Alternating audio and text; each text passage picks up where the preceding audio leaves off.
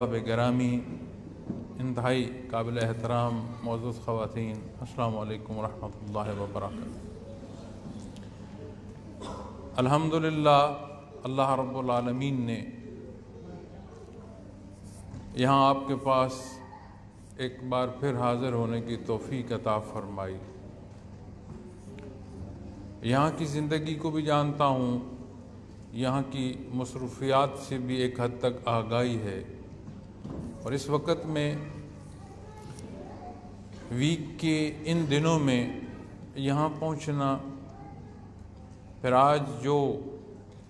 جتنے راستے ہیں ان پر جس طرح کی رکاوٹیں ہیں، ان سب میں سے گھنٹوں سفر طے کر کے پہنچنا، میں سارے معاملات سے آگاہ ہوں۔ بنیادی طور پر ہم تمام غور کریں تو ہمارا یہ مل بیٹھنا اللہ کے نام پر ہے۔ اللہ کے حبیب صلی اللہ علیہ وسلم کے احکامات کا وہ یاد کرنا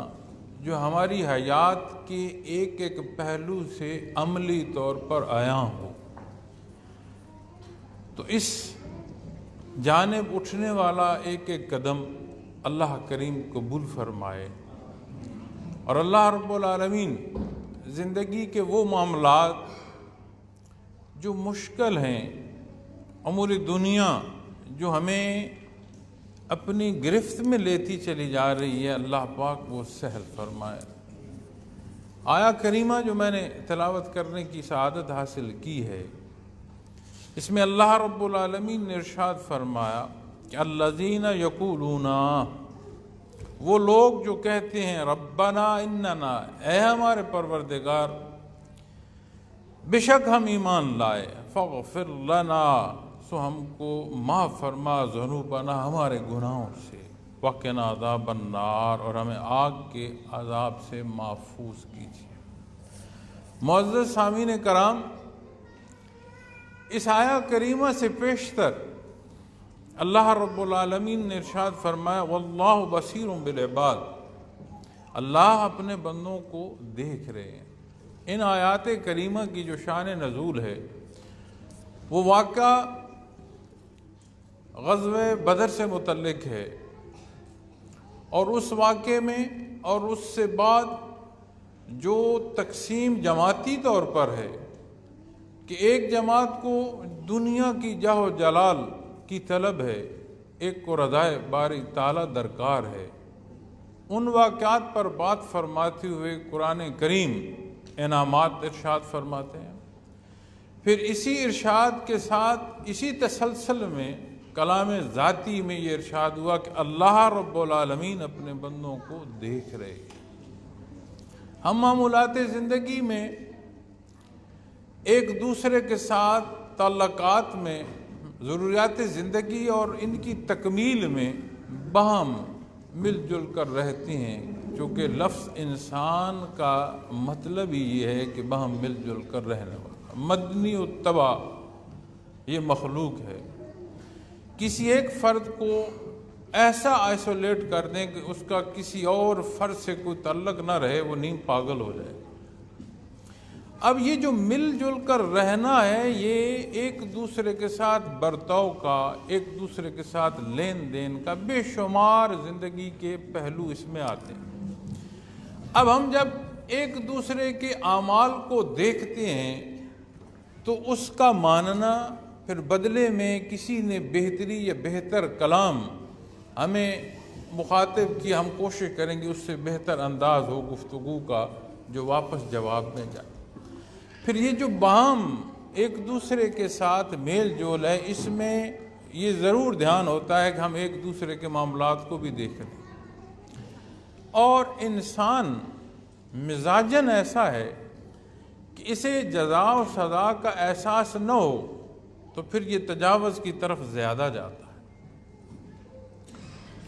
قرآن کریم میں جب اللہ رب العالمین نے ارشاد فرمایا واللہ بصیر بالعباد، اللہ کریم ان لوگوں کو بھی دیکھ رہے ہیں جو دین حق سے تجاوز کر رہے ہیں، جو دین کے مقابل کھڑے ہیں، جن کی خواہشات دنیا ہے، جن کی کامیابیاں دنیا کی حیثیتیں ہیں، اور اللہ رب العالمین انہیں بھی دیکھ رہے ہیں جو اس کی رضا کے لیے گامزن ہیں۔ انہیں نہیں طلب کہ کوئی ان کے سہل عمل کو مانے، کوئی ان کے سہل عمل کا بدلہ انہیں دے۔ وہ اپنے معمولات میں محو ہیں اور دیکھ یہاں نہیں رہے، دیکھ وہاں رہے ہیں جو کل روز محشر جس میں ہر ایک نے جا کر پیش ہو۔ اب جب وہاں کی بات ہو رہی ہے تو اللہ رب العالمین نے ارشاد فرمایا کہ واللہ بصیر بالعباد، اللہ اپنے بندوں کو دیکھ رہے ہیں۔ تو جب اس کی ذات کے لیے نیک اور سہل عمل اختیار کیا جا رہا ہے تو اللہ پاک اسے دیکھ رہے ہیں۔ پھر اگلے حصے میں ارشاد فرمایا کہ وہ لوگ جو کہتے ہیں اے ہمارے پروردگار، ربنا، رب وہ ذات جو ہر ایک کی ہر لحظے ہر ضرورت پوری فرماتی ہے، تو انسان محتاج ہے، اس کی احتیاج ہر طرح کی اللہ پوری فرما رہا ہے، اور اس احتیاج میں محض ضروریات زندگی جو روزمرہ کی ہیں وہ نہیں، بلکہ اس کو مقصد تخلیق سے آشنا فرمانا اور اس کی ایک ایک ضرورت کے متعلق وہ بہر عطا فرمانا جس سے اس کی دنیا کی زندگی بھی سہل اور آسان ہوتی چلی جائے۔ تو دین اسلام تمام فطری تقاضوں کو پورا فرماتا ہے، اور یہ بھی شان ربوبیت ہے کہ ہماری ضروریات، ہماری خواہشات، ہمارے معاملات ایک ایک حصے میں اللہ رب العالمین ہماری رہنمائی فرما رہے ہیں۔ پھر فرمایا فاغفر لنا ذنوبنا وقنا عذاب النار، بے شک ہم ایمان لائے سو ہم کو ہمارے گناہوں سے معافی عطا کیجیے اور ہمیں آگ کے عذاب سے محفوظ رکھیں۔ ایمان کی کیفیت ہے کہ جب اپنے آپ کو دیکھا جائے، جب اپنے معاملات اور اپنی روزمرہ کی زندگی کو دیکھا جائے تو یہ احساس غالب ہونا شروع ہو جائے کہ مجھ سے جو سوال ہو گیا اگر روز محشر تو ممکن نہیں ہے کہ میں جواب دے پاؤں۔ لیکن جب اللہ رب العالمین کی طرف خیال جائے تو پھر بخشش کا خیال آئے کہ وہ تو رحیم ہے، کریم ہے، معاف فرمانے والے۔ تو جب ایمان، لفظ ایمان پر بحث کریں گے تو ایمان ایک کیفیت ہے، اور اس کیفیت کا مضبوط اور راسخ ہونا عبادات کی صورت میں پہلا قدم ہے، اور عبادات کو شرف قبولیت نصیب ہو تو معزز سامعین کرام معاملات اس کی گواہی دیتے ہیں۔ اگر عمل سہل اختیار کرنے والا کلام کرے گا تو وہ حق اور سچ بولے گا، جھوٹ نہیں بولے گا۔ لین دین میں اصولاً اگر اسے نقصان آتا ہے تو اپنا نقصان برداشت کر لے گا، لیکن جھوٹ کا یا دھوکے کا سہارا لیتے ہوئے اپنا نقصان دوسرے کو پہنچا کر خود فائدے کی طرف نہیں جائے۔ اس لیے نہیں کہ لوگ دیکھ رہے ہیں، اس لیے کہ وہ جانتا ہے کہ رب کائنات دیکھ رہے ہیں۔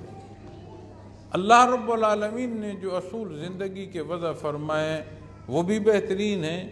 جو پہلو عبادات کے عطا فرمائے وہ بھی بہترین ہیں، اور ہر زندگی کے بحر میں اللہ کریم خود شاہد ہے اور اسی کے حضور جا کر پیش ہونا ہے۔ اسی آیہ کریمہ پر آج جمعۃ المبارک کا بیان، اور جمعۃ المبارک میں بیان جو ہے وہ بڑا مخصوص سا وقت ہوتا ہے، ورکنگ آورز ہیں، ایک مخصوص سا وقت ہے، پھر مختلف لوگوں کی جاب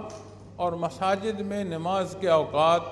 جماعت میں بھی متعدد جماعتیں ہوتی ہیں۔ تو اسی موضوع پر بات ہو رہی تھی تو میں نے اسی آیہ کریمہ پر اپنے اس بیان کو مکمل کیا، لیکن اس کیفیت کا جو حاصل اس آیت سے متصل اگلے حصے میں آتا ہے، پھر میں نے یہ سوچا کہ آج شام جو اپنے معزز خواتین و حضرات سے گفتگو کرنی ہے، اس کیفیت کا ثمرہ جو اس کے بعد بیان فرمایا گیا اسے ضرور پیش کروں۔ جب ایمان مضبوط ہو اور اپنی حیثیت کا احساس ہو اور بندہ اللہ سے اپنی غلطیوں اور کوتاہیوں کی معافی مانگے، یہاں ایک نقطہ غور طلب ہے، اس لیے کہ بے شمار سوال و جواب میں، بے شمار محافل میں، بے شمار احباب، بے شمار مائیں بہنیں سوال کرتی ہیں، تو محسوس ہوتا ہے کہ جب ہم اللہ جل شانہ کی طرف کسی کیفیت کا رخ کر رہے ہیں تو ہم ایسے سمجھتے ہیں جیسے دوسرے انسان کی طرف ہے، کہ میں نے اتنا بات کی شاید اس سے وہ ناراض ہو گیا ہو، میں نے اتنی اچھی اور نرم بات کی اب اس سے وہ راضی ہو گیا ہو، اور ہمارا موازنہ عموماً اپنی ذہنی استعداد کے مطابق اس طرف ہوتا ہے، جو کہ درست نہیں ہے۔ وہ اللہ رب العالمین ہے، ہمارے اوپر ہمارے حالات، ہماری باتیں، کیفیات غالب آ جاتی ہیں، اس کی یہ شان نہیں ہے کہ کوئی ایک پہلو یا کوئی ایک حالت اس پر غالب آ جائے، اس کی صفات لامحدود ہیں، وہ اللہ رب العالمین ہے۔ تو جب وہاں ارشاد فرمایا گیا کہ اللہ کی ذات سے گناہوں کی معافی طلب کی جائے، تو میں حضرت جی رحمۃ اللہ تعالیٰ علیہ کے پاس بیٹھا تھا، کوئی گفتگو ہو رہی تھی، پھر آپ کے بیانات میں بھی شاید کہیں مجھے یہ سننے میں مجھے یاد پڑتا ہے، آپ فرما رہے تھے، آپ فرماتے ہیں کہ ہم اتنے کمزور ہیں کہ ہم نادانستہ طور پر بھی اتنی کہ غلطیاں اور گناہ کر جاتے ہیں کہ اگر ان پر گرفت آئے تو روز معاشر جو ہے وہ بخشش محال ہو جائے۔ تو اللہ کے حضور استغفار کرتے رہنا چاہیے کہ نادانستہ طور پر بھی جو غلطی ہے اللہ کریم اس کی بھی معافی عطا فرمائے۔ پھر جو کیفیت خالق اور مخلوق کے رشتے کی ہے، معزز سامعین کرام، اللہ کی ذات خالق ہے اور ہم مخلوق ہیں، اور جو کچھ اس نے دے رکھا ہے ساری زندگی شکرانے کی کیفیت میں بسر ہو جائے تو شکرانہ ادا نہیں ہو سکتا۔ روز معاشر بھی جو اس نے بخشنا ہے اس نے کرم اور احسان ذاتی سے بخشنا ہے، اور دار دنیا میں اس عملی زندگی میں جو بعثت محمد الرسول اللہ صلی اللہ علیہ وسلم ہے، یہ اللہ کریم کا احسان عظیم ہے، اور مومنین کو تو مخاطب فرما کر فرماتا ہے کہ تم پر جو میرے احسانات ہیں سب سے بڑھ کر احسان بعثت محمد الرسول اللہ صلی اللہ علیہ وسلم ہے۔ تو معزز سامعین کرام، انسان کو جزا و سزا کا احساس نہ ہو تو پھر یہ انسان اپنی اپنی استعداد، اپنی اپنی قوت اور اپنی اپنی سوچ رکھتا ہے، پھر اس سے بگاڑ پیدا ہو۔ جب جزا و سزا کا خیال آئے گا تو ہر ایک کی جو حدود ہیں وہ اپنی حدود کا خیال رکھے گا، پھر یہ جو مدنی و طبع تخلیق ہے اس کے معاشرے میں خوبصورتی ہوگی، پھر یہاں رہنا جو ہے وہ خوبصورت ہوگا، وگرنہ تنگی اور تکلیف کی صورت بنتی چلے گی۔ اس کی ایک عام سی مثال آپ غور فرمائیں کہ دنیا کے جس خطے میں قانون کا نفاذ ہے اور جس خطے میں قانون کا نفاذ نہیں ہے، دونوں جگہ پر آپ معاشرے کی کیفیت اور حالات دیکھ لیں، آپ کو سمجھ آ جائے گی۔ اور جب بات آتی ہے عذاب کی تو آخرت کے حالات قرآن کریم بیان فرماتا ہے، دوزخ کی ہولناکیاں بیان فرماتا ہے، قیامت کی سختیاں بیان فرماتا ہے، پھر وہ حصے بھی بیان فرماتا ہے کہ اگر اس راہ سے ہٹ جاؤ گے اور حقیقت اور حق کو اختیار کرو تو جو انعام ہے وہ بھی بیان فرماتا ہے۔ پھر اس دائرے دنیا کی جو حیات ہے اس میں دین اسلام، علوم ظاہر، علوم باطن ایسے ہیں جیسے دن میں سورج روشن ہو اور زمین کا ہر زیر و بم نظر آ رہا ہو، ہر اٹھنے والے قدم سے پہلے نظر آ رہا ہو کہ مجھے کہیں ٹھوکر تو نہیں لگے گی، جگہ ہموار ہے، اونچی ہے یا جگہ نیچی ہے، ایسے محسوس ہونا شروع ہو جائے۔ لیکن جب بات روشنی کی آتی ہے اور جگہ اور رستہ روشن ہو تو کیا روشنی نے چلنا ہے یا مسافر نے چلنا ہے؟ بات مسافر نے قدم اٹھانے کی ہے۔ اسی طرح جب دین حق تمام امور کو ایک روشن دن کی طرح واضح فرما دیتا ہے، اس کے بعد پھر فیصلہ اس نے کرنا ہے جو مخاطب ہے، قدم اس نے اٹھانے ہیں جسے اللہ نے اپنی عبادت کو پیدا فرمایا۔ ایسا نہیں ہے کہ کسی کو زبردستی پکڑ کر دین اسلام کے جو ہیں رستے اس پر وہ چلایا جائے گا، نہیں۔ اگر یہ زبردستی ہوتی تو پھر یہ دنیا امتحان نہ ہوتی۔ امتحان ہی یہی ہے کہ استعداد عطا فرمائی ہے اور اس کے ساتھ حق ارشاد فرمایا ہے۔ اس سارے بحر کو اپنے سامنے رکھتے ہوئے، اپنی راہ کا تعین کرتے ہوئے اس آگ اور اس عذاب سے بچا جائے اور اللہ کے انعام کی طرف گامزن ہوا جائے۔ یہ وہ کیفیت ہے معزز سامعین کرام جو اس سے اگلا حصہ اس کیفیت کے بعد نصیب ہوتا ہے۔ فرمایا الصابرین والصادقین والقانتین والمنفقین والمستغفرین بالاسحار۔ یہ وہ کیفیات ہیں جو اس کیفیت سے اور اس ایمانی حصے سے پھر آگے نصیب ہوتی چلی جاتی ہے۔ پہلا حصہ جو ایمانی کیفیت کا اور جزا و سزا کی کیفیت کے ساتھ نصیب ہوتا ہے وہ ہوتا ہے الصابرین، صبر کرنے والے۔ ہمارے نزدیک صبر ہے کہ کوئی چوٹ لگ گئی، کوئی دکھ پہنچا تو جی رویا نہیں، یہ صبر ہے۔ شریعت اسلامی میں حد شرع کے اندر پوری مضبوطی سے اپنے آپ کو روک لینا صبر کے معنوں میں کہ کوئی تجاوز نہ ہو ارشادات محمد رسول اللہ صلی اللہ علیہ وسلم سے، یہ صبر کے معنوں میں آتا ہے۔ اور پہلا حصہ جو نصیب ہوتا ہے بندے کو صبر کی کیفیت نصیب ہوتی ہے، اور قرآن کریم کی ایک آیت ارشاد فرماتی ہے ان اللہ مع الصابرین، اللہ صبر کرنے والوں کے ساتھ ہے۔ پھر جس کے ساتھ مسبب الاسباب ہے، جس کے ساتھ مالک کل کائنات ہے، وہ اپنی ضروریات یا محتاجی کے پہلوؤں میں اپنے آپ کو اکیلا محسوس نہیں کرتا۔ پھر اسے اللہ کا جو سنگ ہے اس دار دنیا میں ایسی احتیاج دور کرتا ہے کہ جہاں جس جگہ جس نہج پر اسے جو حصہ نصیب ہوا ہے اس پر شکر گزار رہتا ہے۔ وہ یہ سمجھتا ہے کہ یہ دار دنیا ہمیشہ نہیں ہے، یہ دنیا کی حیثیتیں، یہ دنیا کی شان و شوکت ہمیشہ نہیں ہے۔ یہاں ایک نکتے کی وضاحت کرتا جاؤں، اسلام تارک الدنیا ہونے کا نام نہیں ہے۔ اسی دنیا میں وہ اصول جو نبی کریم صلی اللہ علیہ وسلم نے ارشاد فرمایا ان کے تحت اس دنیا کی زندگی کو اختیار کرنا یہ قرب الہی کی سیڑھی کا سبب بن جاتا ہے۔ ہاں، کوئی اچھا پہننا، اچھا کھانا یہ سمجھے کہ دین اسلام میں منع ہے، ایسا نہیں۔ حلال رزق کمائے،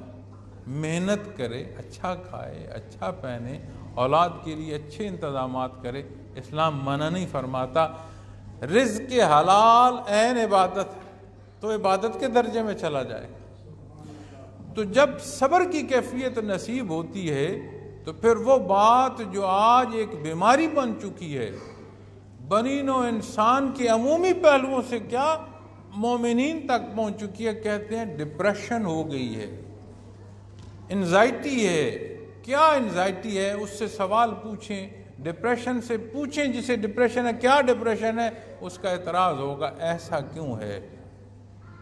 وہ معاملہ ویسا کیوں ہے، میں نے یہ چاہا، یہ میرا چاہنا پورا کیوں نہیں ہوا۔ آپ اس کے سوالات کو غور کیجئے گا، اسی طرح کے سوالات۔ جب اللہ کی رضا میں بندہ راضی ہو جائے تو پھر وہ کیا سوچتا ہے کہ جو کچھ ہے من جانب اللہ ہے۔ پھر اس دار دنیا کی حیات کو وہ کلی نہیں سمجھتا، اس کا ایمان اسے اخروی حیات جو عبدالآباد ہے اس کی تیاری کا موقع دیتا ہے اور قوت دیتا ہے۔ پھر وہ یہ نہیں خیال کرتا کہ یہاں کی حیثیت کہیں کمی میں واقع ہوئی ہے تو شاید میں نقصان اور گھاٹے میں چلا گیا ہوں۔ وہ عمل کو دیکھتا ہے، کردار کو دیکھتا ہے کہ کیا میرے معاملات اللہ اور اس کے حبیب کے حکم کے تحت ہیں، اس پر ہمیشہ کی زندگی ہے۔ اور صبر کی کیفیت کو سمجھنے کے لیے میں عرض کرتا ہوں کہ ہمارے درمیان ہمارے بچے بھی بیٹھے، نہ سدا یہ بچے رہے نہ ہم سدا کے ایسے تھے۔ یہ ایک نظام حیات ہے اور اپنی زندگی کے گزشتہ ایام کو ان بچوں کی آواز اور اس پکار کے ساتھ اپنی آواز کو ملا کر دیکھیں تو آپ کی یاد کی کونوں خدروں میں یہ آوازیں گونجنا شروع ہو جائیں گی جو ہمارے اپنے حلق سے نکلتی تھی۔ آج وہاں سے ہم یہاں بیٹھے ہیں، یہاں سے آگے ہمارے بزرگ بیٹھے ہیں، اگر زندگی ہوئی تو وہاں ہوں گے۔ ہم نے اپنے اس بچپنے میں سفید ریش بزرگ دیکھے، اپنے خاندانوں میں بڑے دیکھے، جن کے پاس پہنچنا، جن کے پاس بیٹھنا، جن سے میٹھی میٹھی کہانیاں اور باتیں سننا، ایک لہجے کو غور تو کرے۔ آج وہ آوازیں، وہ لرزتی، وہ کانپتی آواز کے ساتھ دعائیں دینا کہاں ہے؟ اپنی زندگی کے حصے پورے کر کے وہ اخروی حیات کو مسافر ہو گئے۔ اگر وہ مسافر ہو گئے، ہم بچے نہ رہے اور ہمارے بعد اور بچے آگے، تو کیا ہم یہیں رہیں گے؟ تو زندگی کا تسلسل ہے۔ قرآن کریم بڑا واضح بیان فرماتا ہے، کلام ذاتی ہے اس کا کرم اور اس کا احسان کہ صدقہ محمد رسول اللہ صلی اللہ علیہ وسلم ہمیں اپنے کلام سے نوازا۔ اسے پڑھیے، اسے اس طرح پڑھیے کہ سمجھیں، اس کا ایک ایک مطلب سمجھیں، اس کا ترجمہ پڑھیں، اس کی تفسیر پڑھیں، محسوس ہوگا میرا اللہ مجھے مخاطب فرما۔ ایک ایک بات، ایک ایک سوال کا ایسے جواب ارشاد فرمایا جاتا ہے، بندہ حیران ہو جاتا ہے کہ میں نے جو سوچا اس کا جواب قرآن فرما رہا ہے، اور کیوں نہ وہ فرمائے، اس خالق کی تو میں تخلیق ہوں، تو یہ کلام تو اسی کا ہے۔ وہ میری ایک ایک بات، میری ایک ایک حص، میری ایک ایک خواہش سے واقف ہے، اس نے مجھے حدود و قیود دی ہیں، اس کا میں تخلیق کرتا ہوں، تو وہ کیوں نہ جانتا ہو۔ تو جب اس کیفیت سے آپ قرآن کریم کو دیکھیں گے تو بے شمار زندگی کے معاملات جو ہیں وہ سہل اور آسان ہوتے چلے جائیں گے، اور یہ کیفیت جو صبر کی ہے یہ نصیب ہوگی۔ اچھا، جب کیفیت صبر کی نصیب ہوگی تو اگلا حصہ فرماتا ہے قرآن کریم والصادقین، اور فرما برداری، یعنی جب صبر نصیب ہو گیا تو پھر تجاوز چھوڑ دیا، اپنی خواہشات کی پیروی چھوڑ دی، پھر وہ چاہا جو اللہ کو پسند ہے، پھر وہ چاہا جس کی تربیت نبی کریم صلی اللہ علیہ وسلم نے فرمائی، اور ان اللہ مع الصادقین ان اللہ مع المحسنین۔ یہ وہ کیفیات ہیں، وہ قلبی کیفیات ہیں جنہیں تعلق ملا نصیب ہے، اور اس پر قرآن کریم شہادتیں دیتا ہے کہ انہیں اللہ کا سنگ نصیب ہوتا ہے۔ اللہ کریم جس کے ساتھ ہو وہ مسبب الاسباب ہے، اور ہم اسباب کے پیچھے بھاگتے مسبب الاسباب کا تعلق چھوڑتے جاتے۔ پھر یہ کیفیت صبر کے بعد جو اگلی نصیب ہوتی ہے فرما برداری کی۔ فرما برداری کیا ہے؟ فرما برداری یہ ہے کہ اپنی خواہشات کو اللہ کے حکم کے تحت لے آنا۔ اور یہاں میں ایک نقطہ آپ سے عرض کروں گا، آج ہمارا جو ایجوکیشن سسٹم ہے، یہ ہمارے بچوں کو جو تعلیم دی جاتی ہے، اس میں ایک نقطہ کامنلی پڑھایا جاتا ہے، it's your life within the limits of law, آپ آزاد ہیں۔ یہ بات اس نہج پر کی جاتی ہے، اور ہر بچہ یہ سمجھتا ہے کہ یہ بات درست ہے، ہر بڑا یہ سمجھتا ہے کہ with in the limits of لا میں آزاد ہوں، یہ آزادی ہے۔ جب بات اسلام کے اور اسلام کے عمل کی آتی ہے تو کیوں ہم محسوس کریں کہ میں محصور ہو رہا ہوں؟ وہ قوانین جنہیں انسان خود بناتے ہیں اور بعد میں آنے والے اس لیے بدل دیتے ہیں کہ یہ قابل عمل ہی نہیں رہے، اور یہ وہ قوانین ہیں جو 15 صدیاں ہو گئی ہیں، صرف ایک قوم نہیں، صرف ایک خطہ نہیں، صرف ایک موسم نہیں، ہر جگہ ہر لحظے اس قانون کا استحکام اتنا مضبوط ہے کہ اس کے باہر کہیں معاملاتی دنیا کا بیلنس نظر نہیں آتا۔ کسی دنیا کے خطے میں چلے جائیں، کسی قوم، کسی ملک کے قوانین کو دیکھ لیں، اگر انسانیت کو بیلنس مل رہا ہے اپنی زندگی میں تو ان اصولوں کی ایگزسٹنس اگر 14-15 صدیاں پہلے تھی تو مجھے کوئی بتا دے، اور اگر آپ انہیں ڈھونڈیں کہ وہ قوانین، وہ اصول کہاں سے ملے، تو وہ ارشادات محمد رسول اللہ صلی اللہ علیہ وسلم کے تحت بات آ جائے گی۔ تو جو اصول دنیا کی حیات کی بھی مستحکم ہیں، جو نہیں بدل سکے، وہ ہیں جو نبی کریم صلی اللہ علیہ وسلم نے ارشاد فرمائے. اور معمولات دنیا میں اگر غیر مسلم بھی ان اصول کو اختیار کرتا ہے تو اسے دنیاوی حیات میں فائدہ دیتے ہیں، اور مسلمان ہوتے ہوئے ان اصول کو اگر کوئی چھوڑتا ہے تو دنیا کی حیات میں اسے نقصان ہوتا ہے. اس کی گواہی اور شہادتیں ہمارے معاشرے دے رہے ہیں.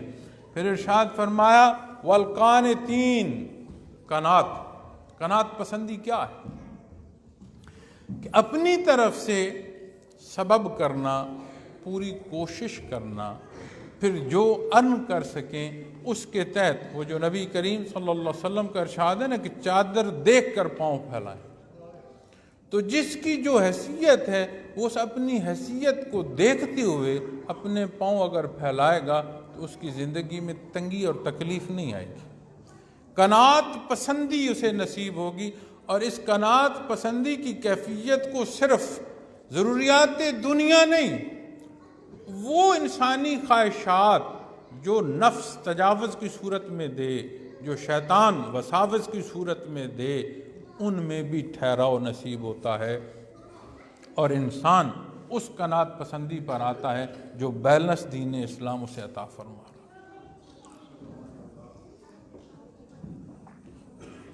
پھر اگلا حصہ نصیب ہوتا ہے. یہ جو باتیں میں عرض کر رہا ہوں یہ اس ایمان کی کیفیت اور اللہ کریم سے اپنی غلطیوں کوتاہیوں کی معافی اور اپنی کم مائگی کا اظہار کرتے ہوئے اخروی عذاب سے نجات کی دعا کرتے ہوئے جو کیفیت نصیب ہوتی ہے، اس صاحب ایمان کی کیفیت میں آپ کو عرض کر رہا ہوں. پھر اگلی جو کیفیت ہے والمنفقین، اللہ کی راہ میں خرچ کرتے ہیں، انفاق فی سبیل اللہ. اب یہاں جب ہم پہنچتے ہیں تو ہمارے مذہبی پروگرام میں انفاق فی سبیل اللہ کا ایک پہلو بہت اجاگر ملتا ہے، اور وہ ملتا ہے کہ میں کسی تعمیری کام میں، کسی فلاحی کام میں کام کی سر انجام دے رہا ہوں، آپ سب میرے ساتھ اس میں حصہ ڈالیں، آپ کا حصہ وہ ہوگا، میں اس کو تکمیل تک لے جاؤں. انفاق فی سبیل اللہ میں محض پیسے کا خرچ نہیں ہے، جو کچھ اللہ نے دیا ہے اس میں سے خرچ کرنا ہے. اس میں دنیا کی حیثیت بھی ہے، اس میں ذہنی استعداد بھی ہے، اس میں معاشرے میں جو مقام دیا ہے وہ بھی ہے. اپنی حیات سے اللہ کی رضا کے لیے وہ امور اختیار کرنا جو اللہ کی مخلوق کو بھلائی کا سبب بنے، اور وہ امور ہوں گے جن کا حکم نبی کریم صلی اللہ علیہ وسلم نے دیا ہے. اور اس کی شہادتیں یہ 14 صدیاں ہیں، یہ اس کی شہادت دے رہی ہیں کہ کتنے خوبصورت و اصول ہیں جو نبی کریم صلی اللہ علیہ وسلم نے. دنیا کی ضروریات پوری ہوتی ہیں. مجھ سے بے شمار دفعہ یہ سوال ہوتا ہے کہ آپ کے کسی پروگرام میں کبھی یہ بات کسی نے نہیں کہی کہ ہمیں کہیں کسی ضرورت کے لیے چندہ دیا جائے. تو میں انہیں بڑا سادہ الفاظ میں ایک بات کہتا ہوں کہ ہم اتنے کے مکلف ہیں جتنی اللہ رب العالمین نے ہمیں حیثیت دی ہے. اس سے باہر جتنا قدم ہم رکھیں گے اس کا حساب روز محشر دینا ہوگا، اور مخلوق کے سوال وہاں ہمارے گریبان پر آ کر رک گئے تو ہم کس کس کا جواب دے پائیں گے. تو جو انفاق فی سبیل اللہ کا ایک ہی ترجمہ لیا جا رہا ہے کہ کہیں کوئی کام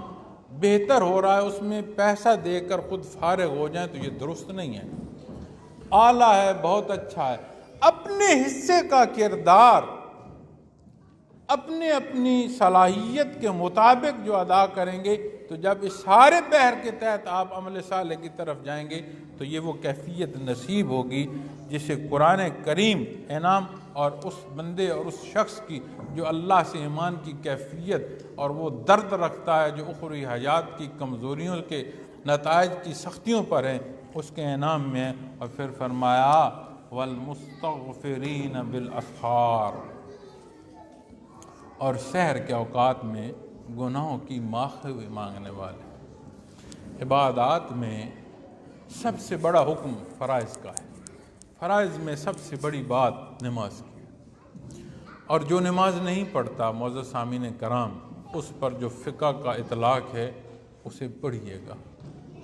جس نماز کی ادائیگی کو ہم عمومی جانتے ہیں، ایک سر درد کی وجہ سے نماز چھوڑ دی جاتی ہے، ایک مہمان کے آنے اور اسے خوش آمدید کہنے کی صورت میں چھوڑ دی جاتی ہے، اسے فقہ میں پڑھیے گا کہ نماز کا چھوڑ دینا کیا ہے۔